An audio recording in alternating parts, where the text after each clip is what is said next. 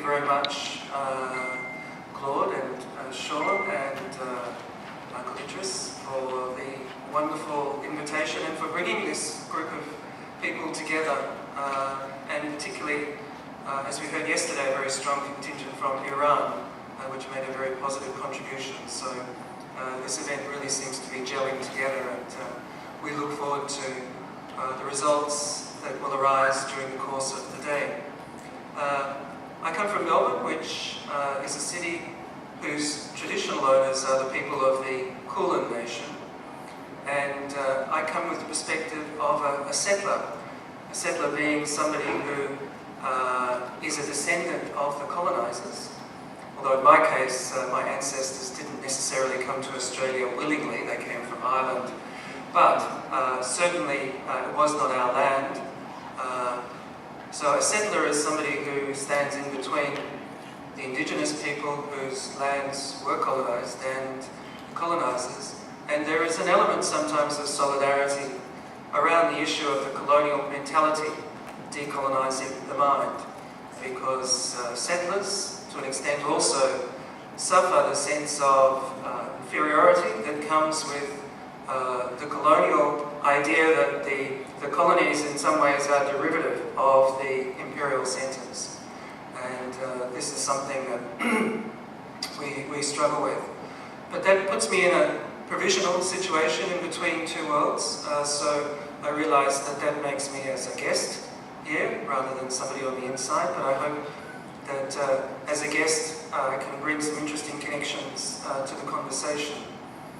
I want to start a story which is a journey of questions, and I take as my framework the story developed by the Zapatistas in Chiapas, southern Mexico, which was Walking We Ask Questions. And this related to an ancient Mayan myth of Ican and Votan, the two gods who existed prior to the world, when there was eternal night, who began the process by asking, what are we to do? And from this, in a very long and complex way, emerged a series of questions that produced night and day, heaven and earth, etc. And the Zapatistas used this as a way of developing a trajectory of struggle which isn't based on a predetermined ideological roadmap set from above, but one based on community consultations, where the course of the journey is determined by consensus. So this journey begins far away, if I can get the map out, in Melbourne, and it will seem a little distant from our conversations so far, but I hope by the end we're a little closer. Melbourne, before 1835, was a lush grassland where members of the tribes of the Kulin Nation would gather to settle disputes, to exchange goods, and to celebrate through performances. In 1835, some real estate developers from Tasmania, the island at the bottom of Australia, arrived and saw that this was land ripe for farming. And so without permission from the English Crown, they started to settle to the point where their habitation of the land became a fait accompli. And to this extent, Melbourne was set on a course familiar in the colonies of uneasy coexistence, sometimes violence, sometimes massacre against indigenous people. But this course changed in the 1860s when gold was discovered. And with gold came the world. So people came from all over Europe, from China, from the Americas, and Melbourne very quickly became one of the great world cities. It had the highest building in the world. It was seen as being the city of the future alongside Chicago. And that left people in Melbourne with an element of pride. And this pride was based on the sense of ourselves as a cultural capital. But it was very much a derivative pride, based on recognition from outside. So it led to things such as a love of the European lifestyle, Italian restaurants, the brands of Armani, Louis Vuitton, and so on. But also imported events like, to an extent, Kuala Lumpur too. To be a great city, you have a Grand Prix. You have one of these circuits where the world comes. And as a great cultural city, the aspiration is to have a biennale, an art biennale. So Melbourne established one in 1999, which was an artistic success but a financial failure. The reason for this was that there was very little funding from foreign governments. And when we inquired about this, the representative of these governments said, Melbourne as a city is just not interesting enough. We're more interested in Istanbul or Sao Paulo or Guangzhou. Melbourne is the same as most other cities. Now this set a certain question in motion. Where are we? That was like a dam bursting. When a dam bursts, the water from the dam spreads through the landscape, seeking the lowest ground, through the valleys and so on. It has its own course. It discovers the landscape. And so in Melbourne, we were set on this journey of trying to work out, well, how are we different? Where are we in the world? And of course, if you look at a map, and you see that Melbourne is very much at the bottom of the world. It's the southern capital of a southern continent. And this is something which, for a colonial, is a sign of anxiety. We call it the tyranny of distance. We're so far away from the world. So the question began, how can we turn this into something positive? Now at this time, as you might recall, this is the end of the 20th century, the South had changed radically. It used to be a space of repression, with apartheid in South Africa, military dictatorships in Latin America. But there was a wave of democracy which continues today in very progressive governments. And the challenge for a member of the British Dominion was to think how we engage with these new democracies. We're used to playing ball sports like rugby and cricket. How do we discover cultural dialogues? And so in 2004, a project was developed called the South Project, where we had gatherings in Melbourne, Wellington, Santiago in Chile, and Johannesburg, to work out what it is that we share together. Now these gatherings brought together a bewildering array of cultures. We had Candomblé practitioners from Brazil, Mapuche poets from Chile. We had Zulu Shembe followers from South Africa, people from Easter Island, Mauritius, Fiji, many from India and the Indian diaspora. And one of the key things we wanted to do was to ensure that these gatherings didn't just involve those who are part of the cultural elite, people with a university education, but also involve people in townships, villages, poblaciones. And one of the issues, of course, is that for these people to attend the gathering as we are, is something quite difficult, because many people, of course, are trying to eke a living, and the time out is something which would be very difficult, cause anxiety. So we hosted craft workshops to provide people with something tangible to take away. And so this enabled us to try, as much as possible, to have a broader range of voices. So with this bewildering array of races, languages, colours, histories, one of the questions that naturally came is, what brings us together? What do we have in common? And here, an idea developed which we've had echoes about throughout this conference so far. It was led particularly by a man called Mbalo Mazumane, who was the first black Vice-Chancellor of a university in South Africa, who introduced for us the concept which we've heard at least once of Ubuntu, that a person this echoed throughout other cultures. Of course, in India, there was the influence of Gandhi with Satyagraha, non-violence, which had been interpreted in Sri Lanka as Shramadana, the labour, the common labour. And in the Maldives, Olga Taligan, which is the ethic of hospitality, particularly to those unfortunates who are shipwrecked on its reefs. And we heard from Betsan as well, in the Maori, the Manatikana, Kitana, the ethic of hospitality.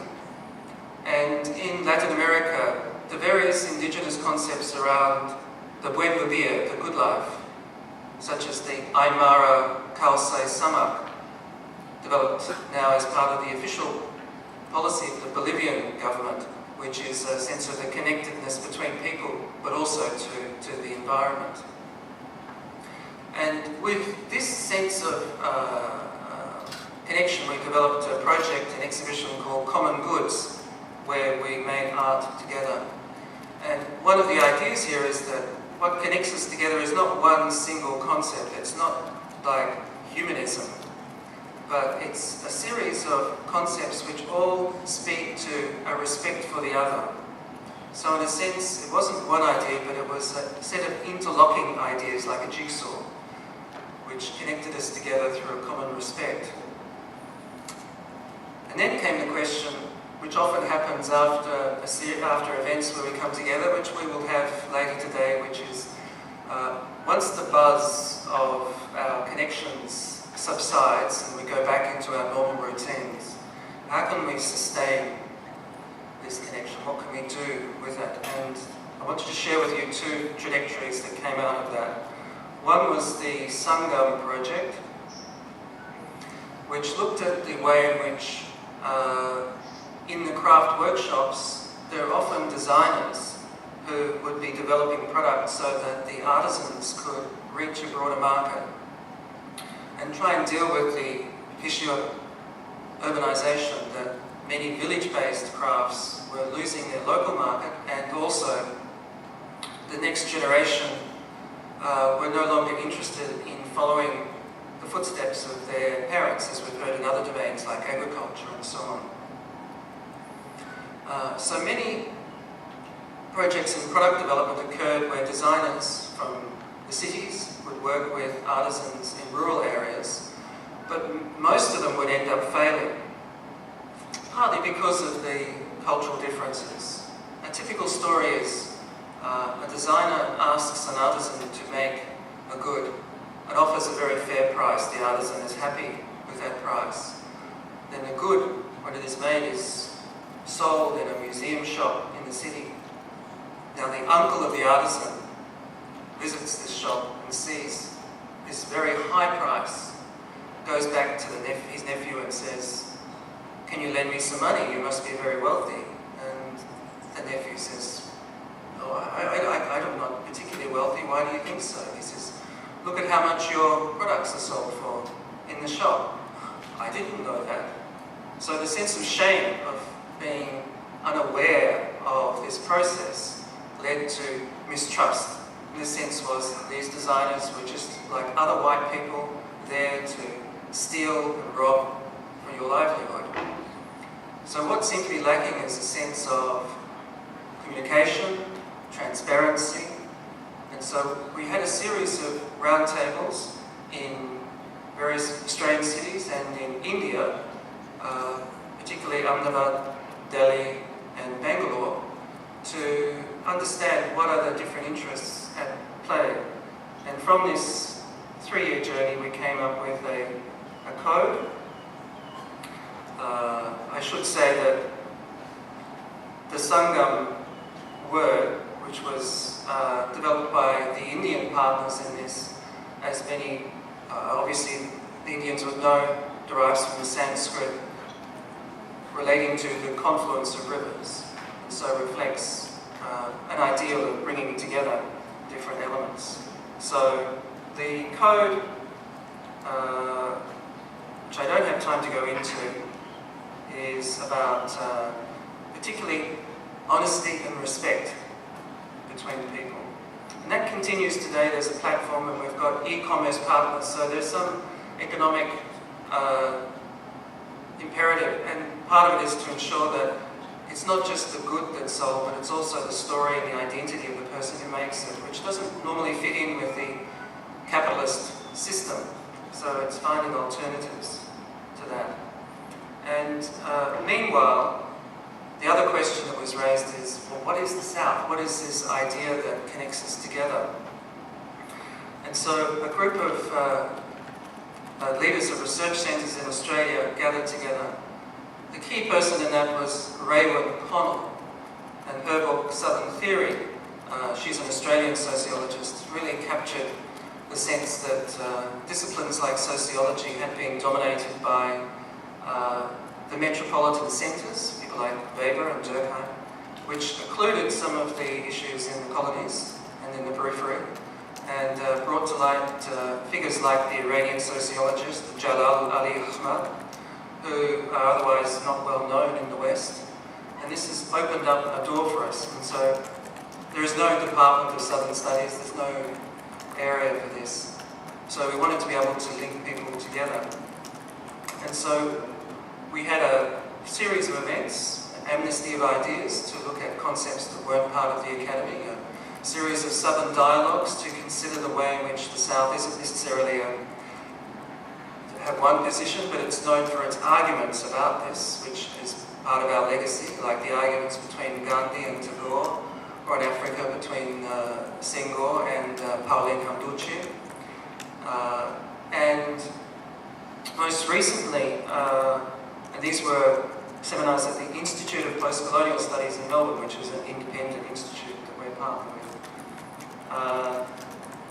In partnership with CLACSO, which is the Council of Social Sciences in Latin America, we've recently developed SouthLink, which is a network of these organisations across the South, with the aim of developing a conference in the future, but at least that there's a way in which we can communicate and connect with each other and disseminate the calls for papers and so on, that this is quite important. But recently, just go through this, and I should also say that part of this network are the many new Indigenous scholars in areas like law and medicine in Australia.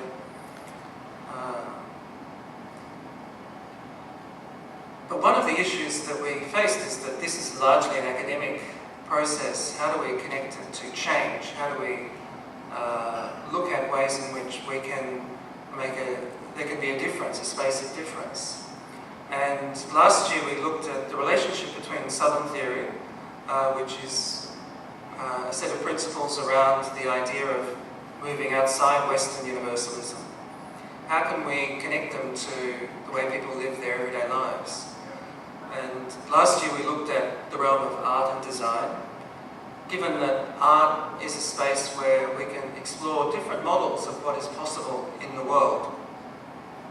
But one of the issues of art is the way in which it's become commodified in the West, particularly, that it's associated with the market, with the high prices, which has leached, drained art of all of its meaning. So we have figures like Damien Hirst and Jeff Koons and so on, who are the great art celebrities, whose work has little meaning other than how the value of the work can be measured in its investment terms.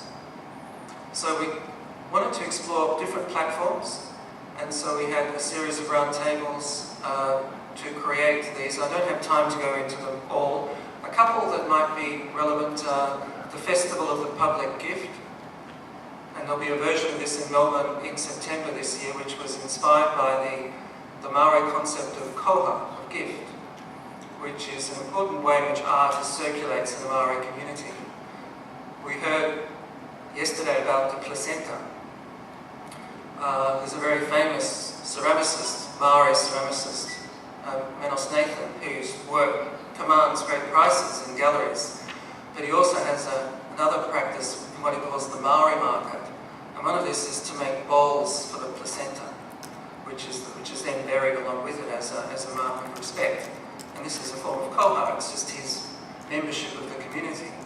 And how can we get if we get back to some sense in which art is like that, it's not just a product to be bought and sold, but it's a meaningful part of where we are. And there are many new artists in an area called social practice who respond in this way. The Museum of Southern Memory came out of the feeling that there were many buried stories in the South. One of them, of course, is the desaparecidos, the disappeared in Latin America, the people who were killed during the military dictatorships in the 1970s. And in Australia we have the stolen generation, the genocide in Tasmania, that there was a sense in which, as an act of solidarity, there needs to be a shared means of maintaining the witness of these stories, the living witness of these stories, that these people have not died in vain. But in terms of education, because I know that that's the key theme here, one that I wanted to share with you, which I think deserves some support, is from an academic in the University of Guam, Unaisi Ngabombabamba, who is from Fiji. And she wrote a very interesting book about education in the Pacific, which was about the issue of silence. And what often happens when a Western teacher comes to a classroom is that a good Fijian student is usually very quiet, and the Western teacher presumes that the student is stupid, that they're not learning because they're not asking questions, they're not speaking back, that there is this mismatch between the values, indigenous values of Fiji, and the Western concept of always filling the space with words. And so she developed a study of silence in the Pacific, and she identified 32 different kinds of silence. That silence communicates. It's not just the withholding of meaning, but it's the giving of meaning as well, depending on context. And what we're looking for are workshops where we can develop this a bit further and share an understanding between cultures, because all cultures have their element of silence. We've heard some of the silence during this conference as well at particular times, and we need to see that this can be a common language between people. So finally, one of the areas that's become particularly relevant and immediate in Australia is the issue of neoliberalism, the idea that everything becomes a business, and this has started to affect people not just who work in factories, but who work in universities now. And they're seeing a loss of job security and a move away from the ideal of education as one based in knowledge to one based in profit. And finding that the university becomes increasingly an area that's difficult to create a space for this discussion. So in April, led by an Indigenous academic, there will be a People's Tribunal held in Melbourne where various community representatives will come and examine the policy documents of the university, look at all the values associated with it, and hold it to public account in a democratic way, rather than what normally happens is that we have specialist policy groups within the university. So to open these areas up. But I think for this conference, one link that I can see particularly important, because my understanding is that one of the key interests here is in teaching, and teaching children. As part of South Project, we had an initiative called South Kids, where we used the story of the flightless bird, because one of the elements that links different cultures together is the fact that we all have birds that don't fly across the south, whether it's the ostrich in Africa, the kiwi in New Zealand, the emu in Australia, the nandu in Latin America. But it's a funny thing to have in common, the flightless bird, because we never meet each other because we can't fly. It's a metaphor of being in the periphery. And so we took a toy emu and it moved around from school to school across the south. In Mauritius, where they have the dodo, and South Africa and Latin America. And we asked the children, what should this emu do? It wants to be an eagle. It wants to fly like everybody else. And some children developed all sorts of engineering solutions. You could put a rocket on the emu, the flightless bird, so it can go into the sky. But many of them also thought, well, this bird is beautiful enough. And I remember in Soweto, in Johannesburg, the children waxing lyrical about the ostrich, how powerful it was, how fast it ran. And these were kind of metaphors of what is seen as something missing in a community but can be its strength. And so what would be, I think, very interesting is to find a way in which we can connect some of the issues we face in the South, such as what keeps us, or connects us together, and to engage children in that, as well as academics, to see the way in which they can contribute to this dialogue. So thank you very much for listening, and I really look forward to today when we have a few more talks, but we also have the opportunity of thinking about what next, what are the next questions ahead of us. Thank you.